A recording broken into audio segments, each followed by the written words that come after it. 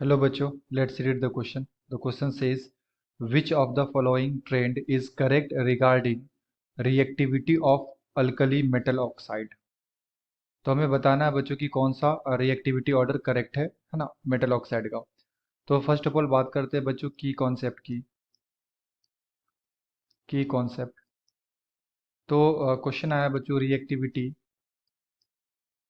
Reactivity of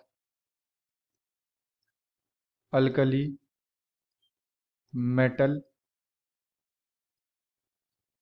oxides. Okay.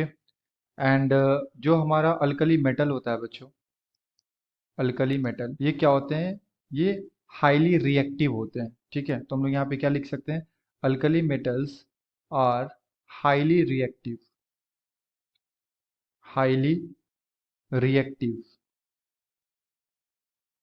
Due to low ionization enthalpy, due to low ionization enthalpy. Okay बच्चों, तो ये क्या होते हैं? हाईली रिएक्टिव होते हैं क्योंकि इसके वैलेंस शेल में एक ही इलेक्ट्रॉन होता है, तो इसे लूज करने में कम एनर्जी लगता है। ठीक है बच्चों, तो जैसे आयोनाइजेशन एनर्जी क्या होता है? The amount of energy required to remove an electron from outer most cell.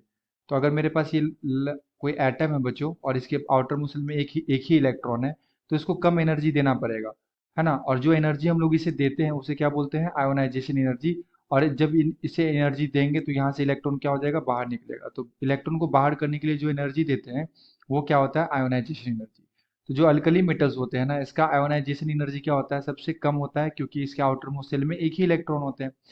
सो अगर मैं बात करूँ बच्चों टॉप से बॉटम की तरफ, तो साइज क्या हो रहा है? इंक्रीज होता है।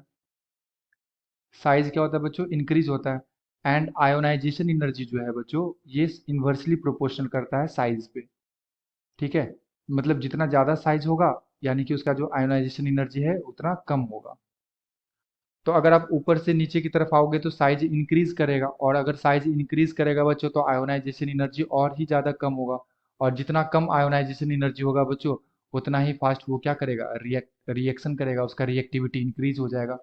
तो जो सबसे नीचे वाला हमारे पास मेटल होगा, यानी कि जो सीजियम होगा बच्चों, उसका रिएक्टिविटी क्या होगा? सबसे फास्ट होगा। एंड जो लिथियम होगा उसका रिएक्टिविटी क्या होगा बच्चों? सबसे लो होगा। Okay.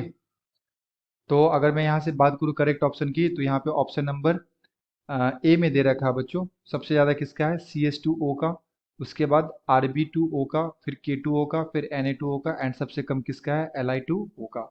So the correct answer is option number A. जब हम लोग डाउन द ग्रुप जाते हैं तो रिएक्टिविटी क्या हो जाता है? इंक्रीज कर जाता है। ओके बच्चों, I hope you will be understood it well. Best of luck, thank you.